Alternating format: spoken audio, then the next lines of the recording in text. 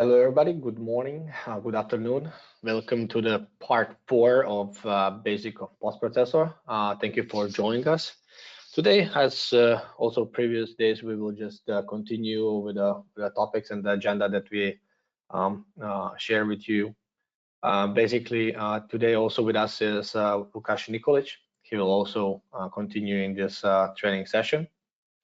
I have nothing to add more. I'll just repeat the same thing that I'm repeating in every session. On our website, if you want to see the most updated videos, you just make sure that you log in, and then you're going to the company, and then here at the bottom you'll find the reseller area. Once you go there, the very third icon here would be the reseller webinars, and once you click on it, here you will be able to see, part 1, there will be part 2, and this is the latest part 3, basics of post processor. Also, what you will see I think we will put it at the end of the last one, would be here next to it. As you can see over here, it will be download the presentation and the stuff. But of course, as I said earlier, once we finished all series, we will share with you all presentations that we have used here. It will be also sent as an email to all who attended. So that would be it. Lukasz, now I'll make you the presenter. And you can start basically. Just give me a second just to find you here. Okay, here you go. You are presenter now, and you may share your screen, and you're ready to go. Okay, thank you, Daniel. Let me just switch the screen again. All right, great. Okay, now, hello everybody. Hope you had a good weekend, and we can continue right away where we stopped. So we have finished the day with the input and print statements. We set our trace level to be done with the input statement, and now we can continue to a more advanced thing in the GPP. It can be scary for someone when they see it, but it's pretty simple and it's not too hard to understand. It is pretty powerful tool for any GPP developer because it saves space and time. So we tend to use it as much as we can, but not too much, not to make the stuff too complicated. So what is an array? Each of the variable types, each of the 4 variable types can be defined as an array. An array is a variable that can store multiple values. So for example, if you want to store 100 string values, you can create an array for it. So let's make an example. Imagine a brigade of soldiers. So you have, when you look at them from afar, you have a group of soldiers and they have one thing in common. There are soldiers. So if you want to define them all, you would need to make, let's say for this brigade, 32 variables. So you would go with soldier name 1, soldier name 2, soldier name 3, and like that. So you will have 32 lines of assignment just for the soldier names. Now, imagine you can put them all in one variable.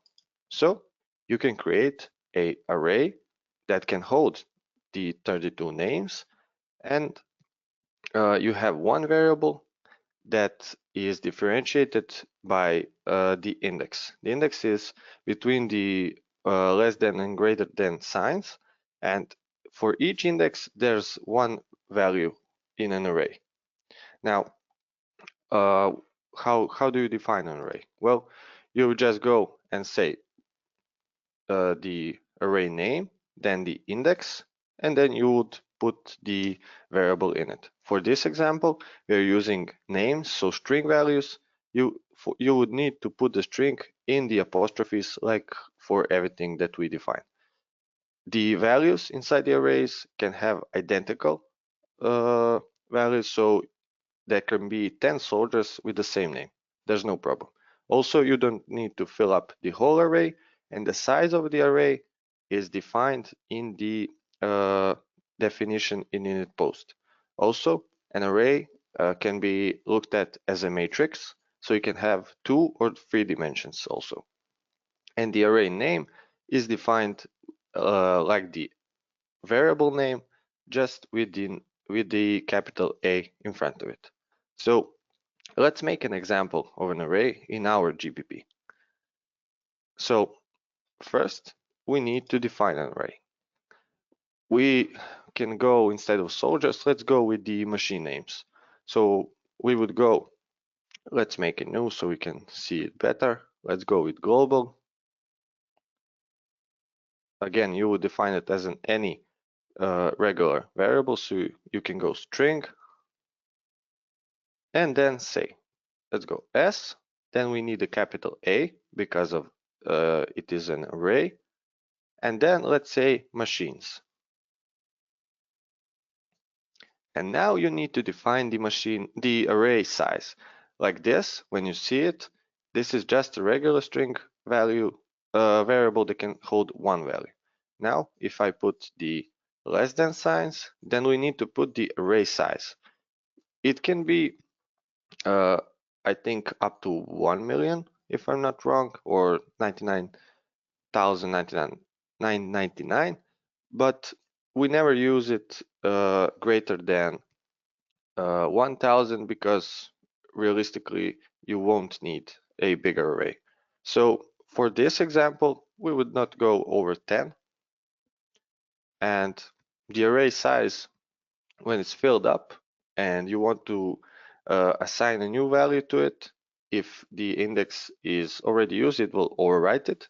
If the index number is greater than the array size defined, then you will get an error. So we have defined our array that has 10 spaces in it, and now we need to assign some values to it. I would just copy the array name, and let's go into the starter file that we used for most of our examples, and let's define our array. Let's assign the values to it. So I would paste the array name, and let's go and say that the index 1 of the array will house the value. So we'll need the string. Let's say that the first machine is DMG. Okay, now we have assigned a value to the index 1 of the array. Now we need to assign it to the other. You can copy and paste this. I would use the shortcut of Control D. That will duplicate the line.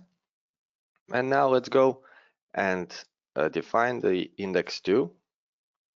Let's say it is Dusan. Okay, now that we have defined the number 2, let's go to the number 3. Okay, we can go with Haas. Let's go to the number 4. Okay, let's choose, I don't know, citizen. And let's define another one with the number 5. And let's say that is a Hurko. All right, now we'll stop here, not to lose much time. And we have defined our array with 5 values in it. So we have 5 more spaces left. We can fill them now or later, it doesn't matter. You can have an empty array and never use it. You won't get any errors. So how do you print out a value from the array? Well, like any other variable, you just need to define it properly. Now, we can go and let's print it here. Okay, I will duplicate this line, and let's say that before the tools used, let's make another comment that would say, let's open the parenthesis, and let's say machine used is, and we will go with a value from the array. So machine is, let's go with the column, separate one space, and now we need to print our array. Which one we will print? Well, we just need to define the array name or variable name and the index we want to print out. So we will copy this, okay, and just put it here, okay, after the comment, and that's it. And now we have an array that is printed with the value of 1 or the index of 1. Let's save this and generate the G code and see what we get. All right. Okay. I forgot to close the bracket, but that we can fix that. But this is it. So machine used is DMG. That is the index 1 that we set in the array that we defined. So I will just fix this by closing the brackets. And we now saw how to define the array and print out its value. So I will just do this like this. Okay, this should be good now. Let's just check. Okay. All right. It is good. Now, what if you want to print multiple values? What if we want to print out the all machines that are defined in an array? Now, you will need a counter for that or an other variable that will know what to print and how much of it to print out. Now, arrays can be pretty complex stuff that can, instead of the indexes in numbers, can use here variables, can have multiple levels, but we won't go into that to confuse you. But let's make a simple example with a counter. Let's delete this line. Okay, now let's use this counter. It is already defined. We can use it. Let's just comment out these lines that will break the while loop. Let's leave the loop at 5. So we can go with while counter printout how it is. We will leave it, and let's define another line that will print out the same. So machine name is column. Let's separate it, add a apostrophe, and now we want to print out all the machines. We have 5 machines. Our counter is set to 5, so that's good. Now let's go with the array name. Let's copy it.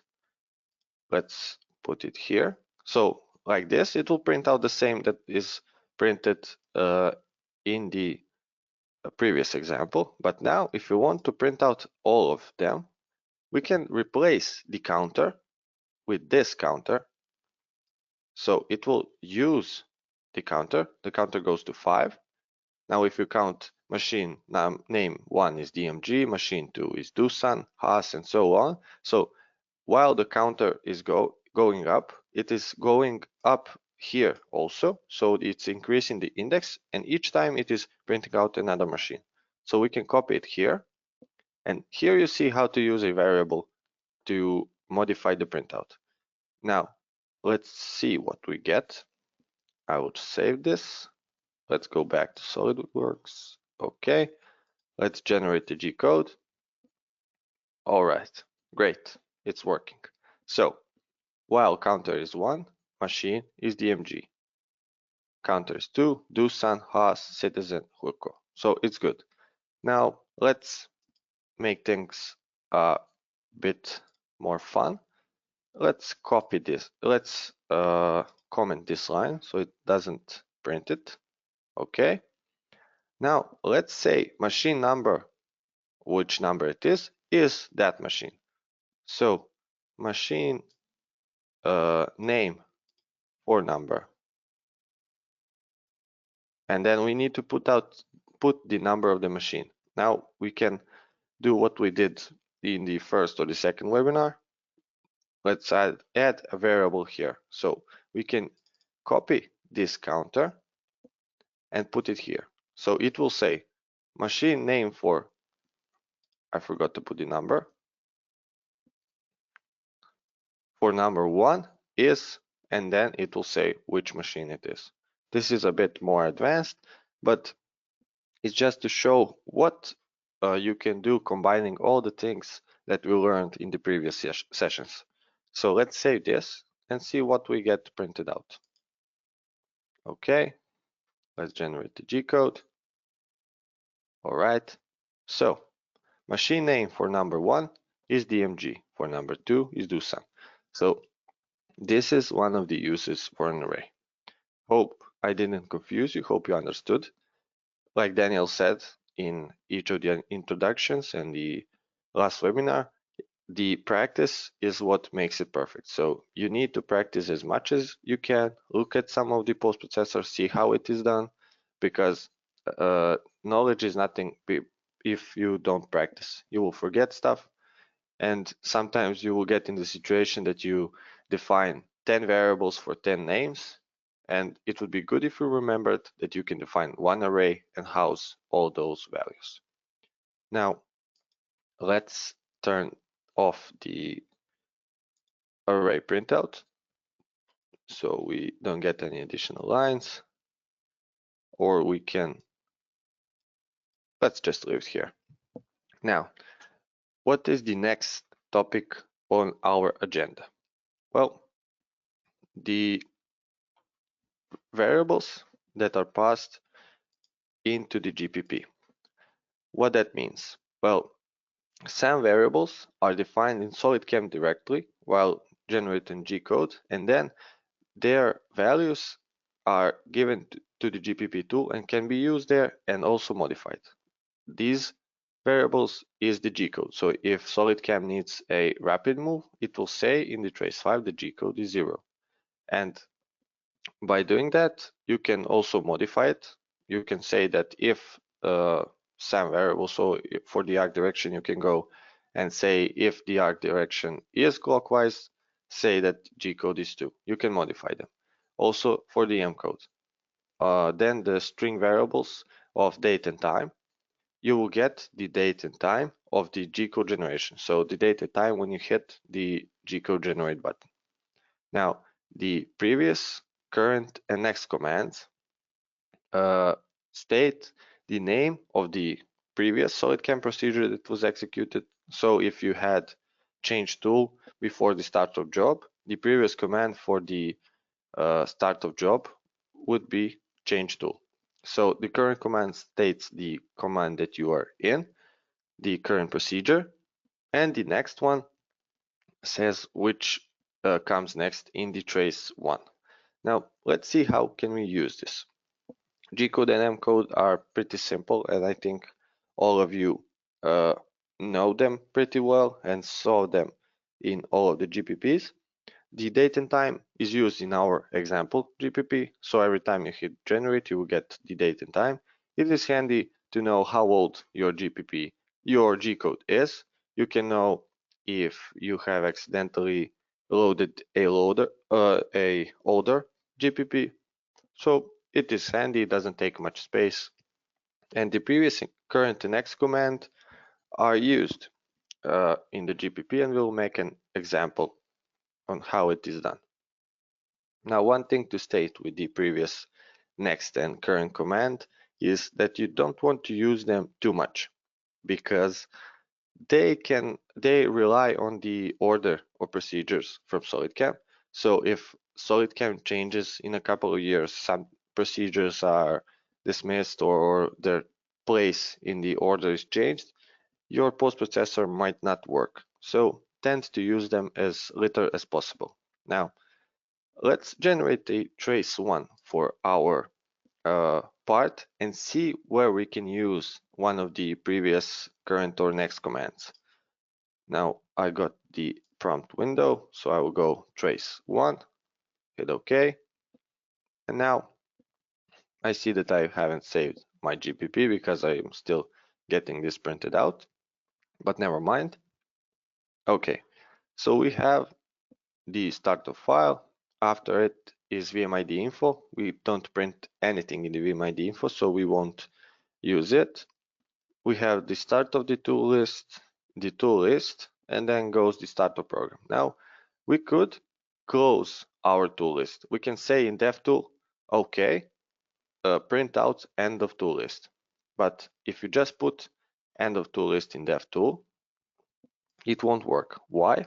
Well, because DevTool is called each time from the solid cam. So you see that if you just put here new line and end of tool list, okay, new line, let's make a comment, okay, and off tool list, okay, and let's close the bracket, save it. Let's check out what we got now. So if I generate like this, again we trace one, we got the end of tool list in each dev tool.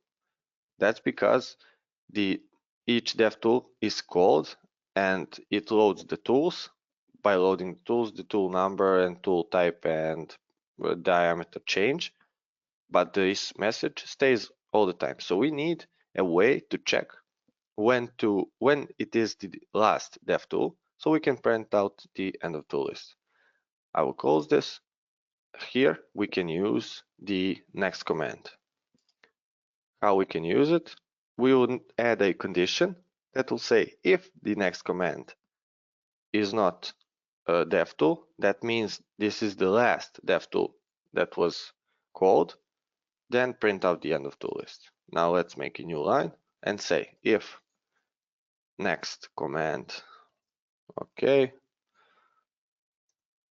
is not equal to dev tool. Now when defining procedure names, you need to define them as strings. So at dev tool, okay, then print out end of tool list.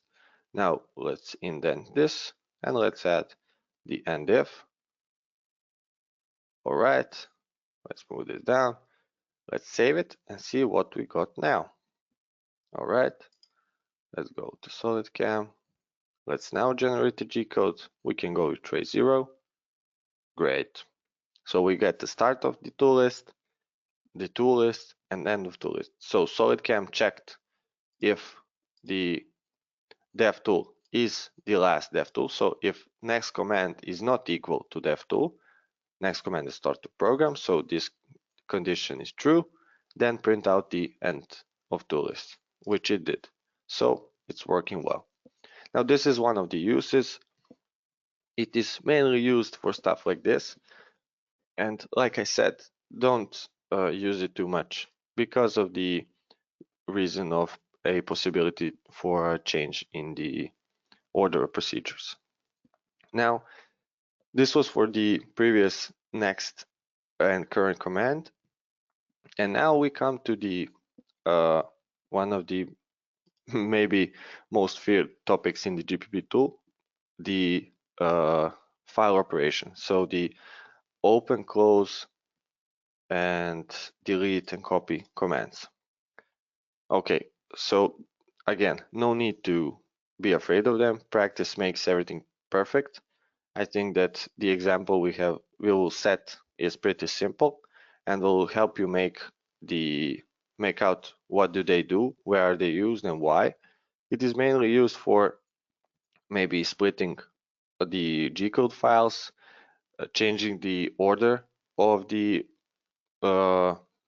blocks that are printed, saving some information that was not possible to print out in the beginning of the G code because of the information flow, which because of the linear machining states that you need to first have the value defined. So if something is defined in DevTool, you can't print it in start of file just because it is not yet declared. It hasn't been assigned a value. So this is mainly why you use the file commands, the open, close, copy, and delete file. And this is the format. So you would go with the new line in execution brackets, and then like a string, you define the 2 exclamation signs, then the operation or file command that you want, and then you go an equal sign. You can define a specific directory you want the file to be saved, the name of the file, and also the extension for the file. Also, you don't need these. You can just go with the name of the file without any extension, and it will save it in the temporary folder, and it will be there. I don't know if it will maybe deleted after some time, but if you want to do a specific thing to a file, so you want, let's say, to split the files by a setup, you don't want to use the split, but you want to split them manually at the specific condition, you could go and define the names and also the folders you want to define them. But if you just want to use the files to create a different order of G-code segments, you can just save them to temporary, and then the last file you can save wherever you want. Now, I will start with an example. I think that this will make these commands a lot clearer, and we can continue from there. So the first I want to show is how to open a file. Now, let's just open a file that will save all our G code. So everything that we defined here, the regular G code that we get printed out, let's just save it to our file. Now I will copy from my presentation the format, or we can type it.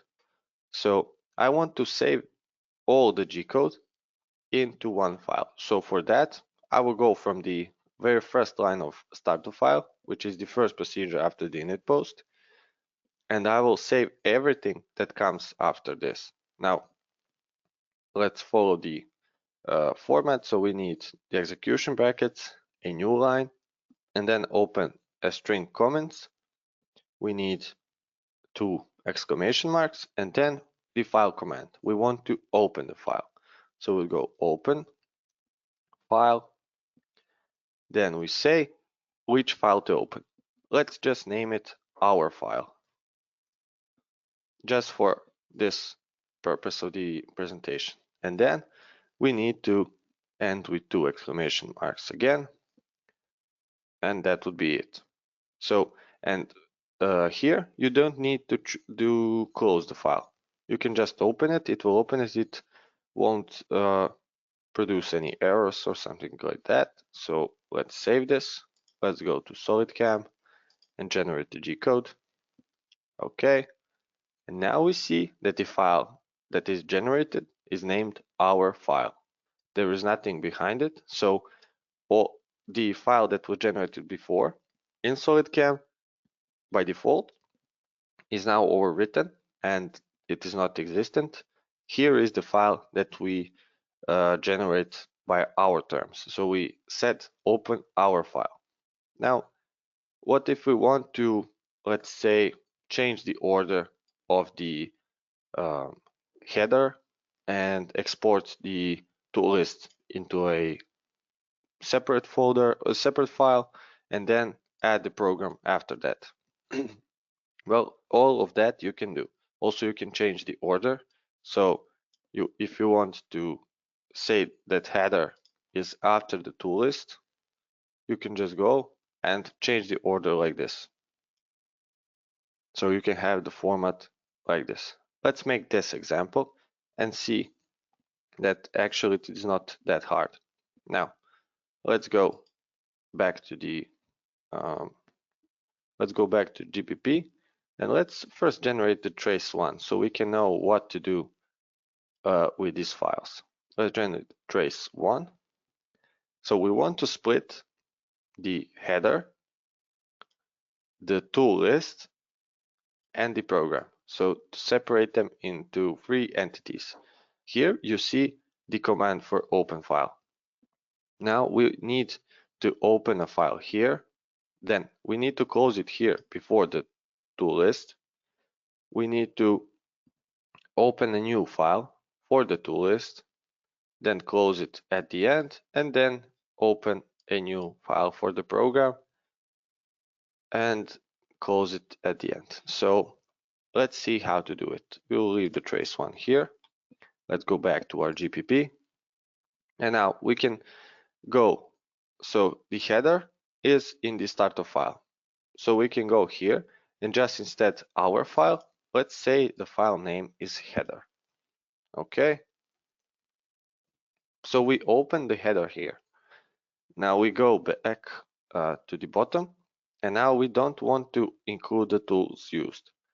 We can go with, let's make a new line. Let's copy the open file line.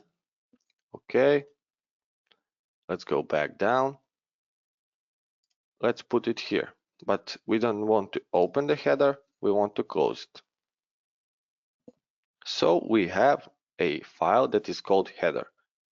And what will be in that file? Well, everything that is executed in it. So the percentage, new line, again, new line, then the program number and everything else. Now we want to open a new file that will house the tool list. Now we can duplicate this line. Let's change this to open. Okay. And let's go to the, let's say that the file is named tools. Okay, so this will be just temporary files that will be stored locally, and then we will use them later for the final file that will compile.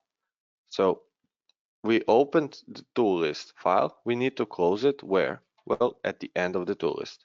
Now let's go to the dev tool, and now we can't just put it here. It will close the file in the first dev tool. We have a handy condition that we set that recognizes which of the dev tools is the last dev tool, and we can go here, make a new line, let's paste it and say close the file tools. Now we need to open the next file after we close one, so we don't have any gaps in our program. Let's open a new file and let's name it program. So it will house everything that defines the moves for the G code. So let's name it program. Okay, and we want to close the program. Well, where will we close it? Let's go to the end. Okay, we want to close it at the very end. The percentage is the last character. Let's see where it is printed from. So you will, I'm utilizing the strategy that I use for debugging the post-processor. I want to see where the percentage is printed from. Okay, I saw it is at the end. I will generate the trace one, go to the end or the place I know it will be close to it. So the last procedure is user retract. But we see that user retract is called from the end of file. So I would go first to the end of file to check if that is the procedure that I need. And now let's go to the end of file. Okay, let's check here. All right, so we see that the percentage sign is indeed printed from the end of file. Now here we want to close the file we opened earlier, that is the program. So I would copy this, I would paste it. So we need to close the file and we need to close the program. All right, so now we have our three sections. Let's generate the G code and see what happens. Okay, let's generate it. Generate it with trace 0. Okay, we got 3 files. Not good. We want one file that will house all the data. So we have the tools and we have the header, all split nicely. So we have made it well. We made the split points well, but we want to combine them all. Well, for that we need the other functions. Let's continue. So if I go back to the GPP, now I have closed the last file program. Now I have 3 files. Imagine 3 pieces of paper in your hand. Now we want to use a tape to tape them together. So you have one file.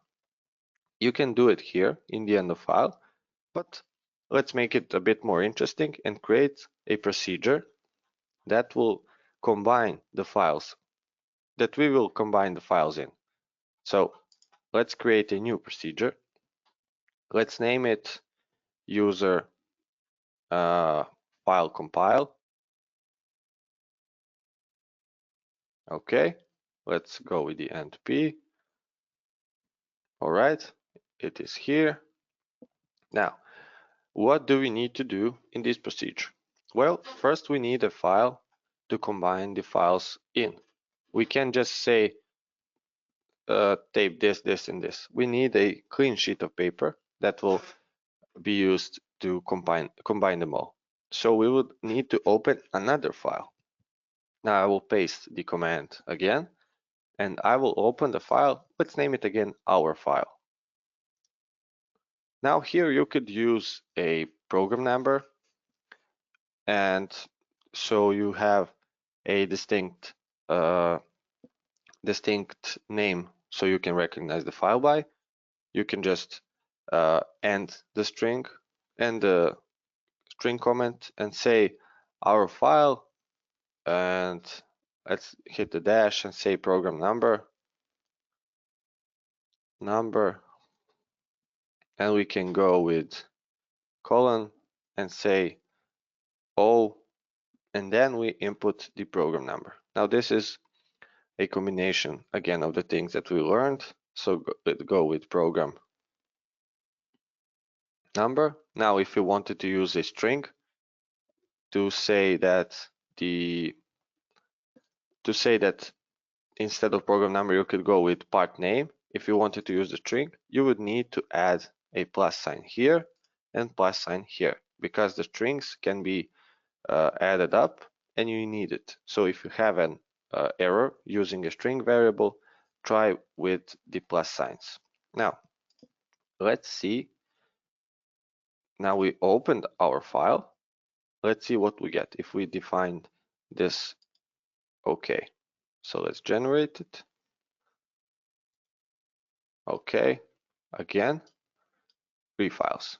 What we forgot? Well, we forgot two things. First thing we forgot is to call this procedure. This is not a system procedure, so SolidCAM won't call it by default. You need to call it somewhere. Where we want to call it? Well, the end of everything is here, after the calls file program. Now let's call our new procedure here. So we go with call, then you say just the procedure name. So user, we have it file compile. This is the first thing we forgot. So now if I call it and generate the G code, let's check out what we got. Okay, a lot of stuff. So we have the program. Okay. Oh, we have our file with the program number. We have the tools. We have the header, and that's it. So again, the file is not yet formed. We have an open file, but we don't have anything else. We haven't saved anything to that file. Now we need to copy the files. This is the third file command that we're going to use today. So let's paste it again, and let's say copy the file tools. Now the order you stack these. So if you say copy tools, then copy header and copy program, this is the order that will be combined by. So you will have the programs stacked like that. So you want to take care and pay attention which order you choose. So I will stick first with the default. So we will go with header. Then let's duplicate this line and let's say tools, and let's duplicate it again and say program. Okay, now let's save this and see what happened. Okay, generate the G code. Okay, again, we got the program. We got our file now. Okay, with the program number. And we got the header again and the tools. So now we have an extra file, but we want only one file that will house all the files that we set. Now, what do we need to do? Well, we have to use the fourth command. What it does, it deletes the files. So it will delete them from the temporary folder. Now let's go. We can just copy all of these. Okay, let's paste them.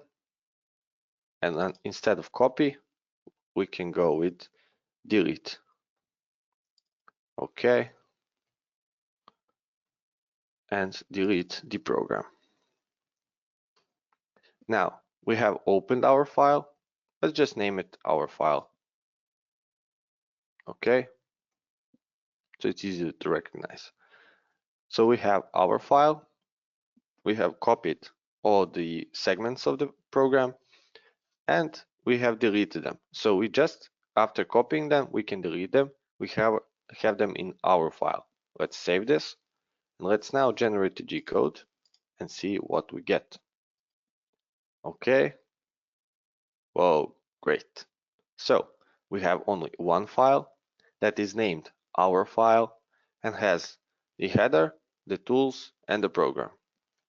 So exactly the same thing like we had by default. Only the name has changed. Now let's mix things up and let's go and say I want the tools to be printed first. So I would go and I could move this line. Okay, move it here. Or also a tip for the Visual Studio Code and the shortcuts. If you select the line, so the whole line, hit the Control, hit the Shift button, and then use the arrows up and down. You see, the line is moving up or down. So Control, Shift, and the arrows up or down. We will leave it like this. The order of the tool deletion is not important, so you will delete the tools in whichever way you want. Now we should get the tools list, the header, and the program. Let's save this, and let's now generate the G code again. Let's see what we get. Great. So tools list, the program number, so the header, and then the program.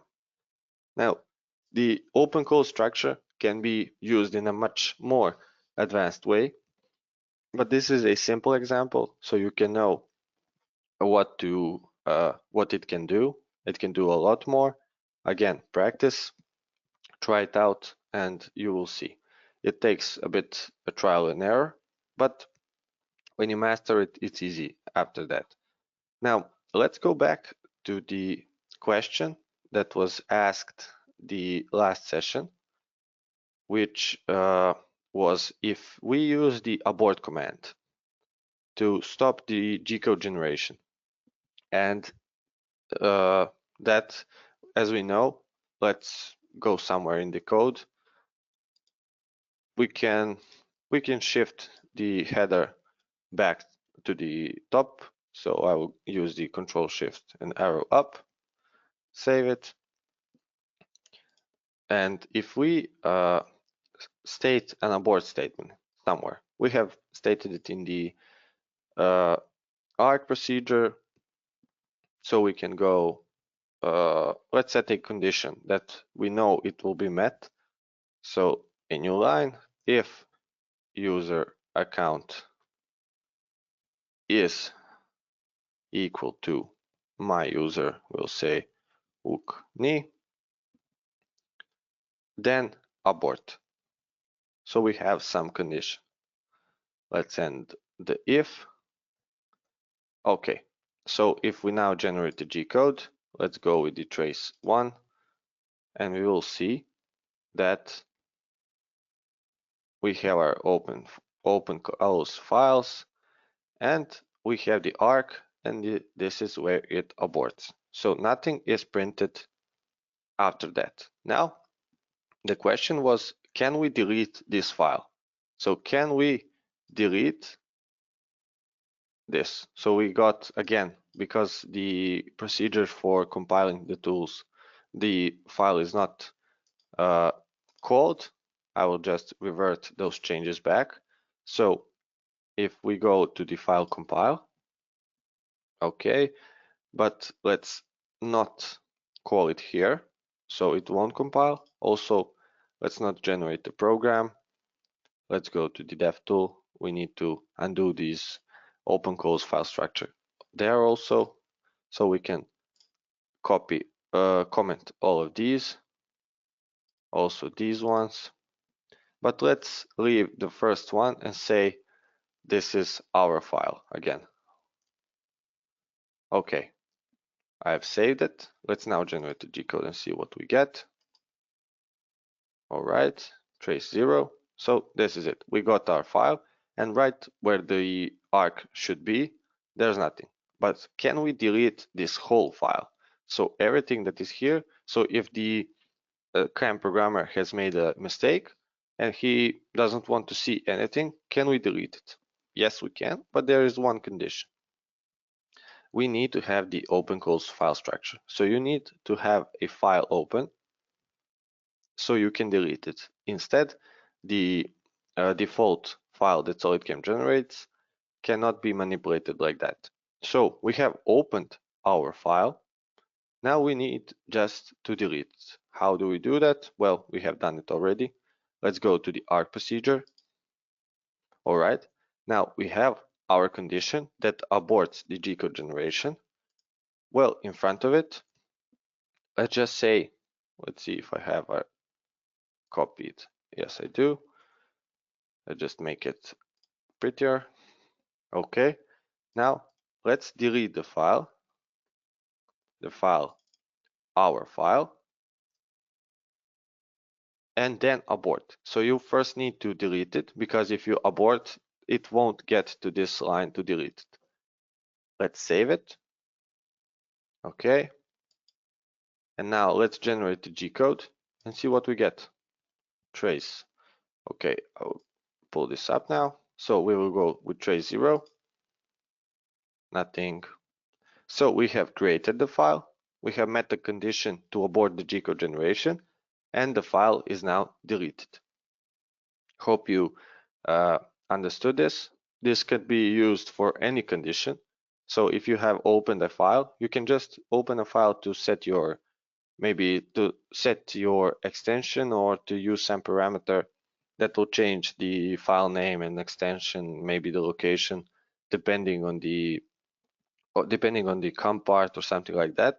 So you have the open calls file structure, the file commands, and you can use the delete file to stop the G code generation and to delete the file that you have generated. Hope this makes it clear. Daniel, I think that will be it for today. We'll move on to the VMID the next time, and we can now answer the questions. Okay, thank you, Hassan. Of course, as again, we have a lot of questions here. First question, let's go with Jasvinder first. He was asking if we can add, can you show us like how to add a corner radius information to the tool list that is in the front. Now it's up to you if you would like to do it right now, or you will maybe do it in the last webinar where you will go through this practically, so you can note it. So it's really up to you. I think we should do that like that in the last webinar, so we can do that interactively. Okay, so Jasvinder, it's we'll show you how to add a corner radius just after, when we'll go through the practical training of how to define the basic of possibilities as well. Dennis had a quite interesting question. Is like, if I start with the SA machines 1 up to 5, the array always starts with 0 and ends with 4, and not with 1 and ends with 5 like it's supposed to be. I'm not sure if this is true. If you write 1 and 5, it means if you declare the array of 5, it means that you can put up to 5 different arrays. It never starts with 0. But yeah, I can agree that some of the programming languages, by the way, they always starts with index of 0, but not the GPP. The GPP language always start with 1. Indeed, you should note that arrays, if you declare SA machines, and then you put that it is an array, and you put 5, you can declare another one that is also SA machines without an array. But don't mix those two things. Even though that we declared two same variables, but one is array, another is not array. This is not the same array. This is not the same variable. The array one consists only of 5 of indexes, while another one it's like completely different variable, but it's not an array. You don't need to call it. So be careful, because I saw many posts which are written in some way, and I can see that the many mistakes are done just because they forgot to put the array symbols and declare it correctly. So be careful with this one. Let's go further. Need to change the feet at corner. Gurbai said need to change feet at corner. Okay, there are something. This is interesting question. The Gurbai would like to change the feet only in the corners. Now, of course, there are some limits in post-processor. Okay, something we can basically add easily, but something it must come from the software itself. Like changing the feed in the corners must be actually defined with from the software itself. So the software must analyze the corner, and it must reduce the feed up to your needs. Yes, we have already, if you know this or not, the HSS, for example, in 5-axis, they have the option that you can reduce the feeds depending on the arc. Now, I know that you can do something also in GPP, like manipulating, with this. Of course, then the simulation and what is in the G code would not be the same. Okay, so this is what I say, always go with the solution, don't go beyond that. You could reduce the feeds in the arc procedures, okay? But this still doesn't mean that the particular arc is in the corner, okay? So arcs can be generated all the way on the toolpad. So be careful with this. I don't think so. We can't change the feeds in the corners, okay? So we don't have an information if we are in a corner or not. Another question from Stephen. Let's see. Is array function the best method to control coolant? If so, how would you do this? Yeah, okay. There, the the question will start: is the array function the best method for coolant for control coolant? Okay, the is it the best way or not? It depends actually the way your style it is. My style is always make your post easiest possible. Now, is this an answer to your question? I don't think so. You can use arrays, or you don't have to. It's really up to you how you will do it.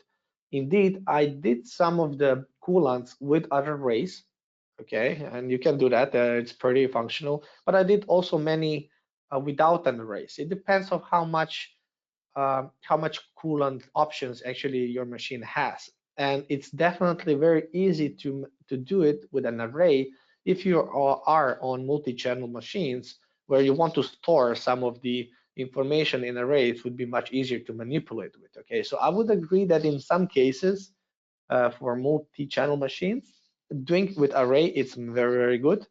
But on some very like 3-axis or up to 5-axis, maybe that will be overkilling, the post. It depends, yes, of from what you want to do. How flexible you would like to make it. I hope I give you some rough opinion about or answer on your question. Okay, and last question over here. Why we do need to create a new procedure? We cannot add it at end of file, all our open files. Yeah, you can put it. It's okay.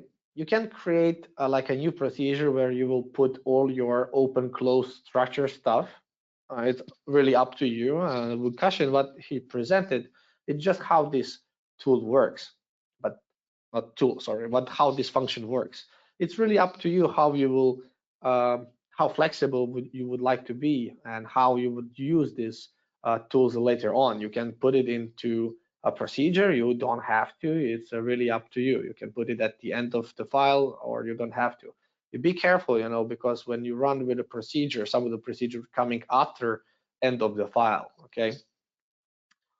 Um, uh, this way or that way is just the way how guys you would wrote the post. There is no bad or good way. As soon as it works, it's good. Okay. And as I said, don't try to make very complex stuff. Always go as easy as possible, because that will later on help you when you would how should I say, when you will debug your post later on if it's necessary. I would just like to add something with Lukashen's presentation. He showed you how to use the arrays, and he showed you actually one-dimensional array. Maybe I missed, maybe not, but there is actually the multi-dimensional arrays. This is very useful. It can be many dimensional. You can basically separate it with comma. I will not explain it right here, right now, but I will discuss with him, and he will, in short, he will actually present it as well. So Lukashin, you have say that in presentation. Okay. But anyway, I think it would be great if you can also demonstrate them with some kind of um, um, example. Yeah, but we'll not do it here. We'll do it in the next training tomorrow. Sure, no Uh, problem. and the last thing, in one Lukashin, in one case, you mentioned that the array size can be million. Actually, the complete size of one array can't be more than something about beyond 16,000. Okay, it's actually exactly 16,386. Now this is the size of the double integer value that is coming from the programming language, and this is a little bit too deep. But basically, what Lukashin also said, don't go beyond that is necessary. For example, if you have your machine that is like multi-channel machine, and you know that this multi-channel is never going to be more than 5 channels or 10 channels or something like that. There's absolutely no need that you make an array that holds 10,000, for example, arrays. First of all, you need to understand that putting or declaring 10,000 um, one-dimensional array will still reduce, the G-code generation, because it is exactly like that you wrote, 10,000 different variables, just in a more beautiful way. So it will, if you are making a lot of arrays with how should I say, with over-dimensionaling, you will reduce the performance of G-code generation. So be aware of it. Never define too small, but don't go beyond that is completely not necessary. Always be optimal. Maybe sometimes if you're not sure, it's better to put a little bit higher value. Yes, but don't go uh, too far. That would be it for today. I hope you all enjoyed. Again, Lukashin, thank you very, very, very much for this interesting training. Let's move forward, guys. There is a few more to go. We'll discuss about the some of the VMID parameters and how to set this correctly in the next sessions. Also, we'll go through some of the functions that you can use on a daily basis that will help you a lot. And then we'll go through the practical example, how to use all those tools that we mentioned, more practically, how we are actually doing it over here in international support team. Thank you again, and wish you have very nice rest of the day, and see you tomorrow at the same time. Thank you. Bye. Bye, guys.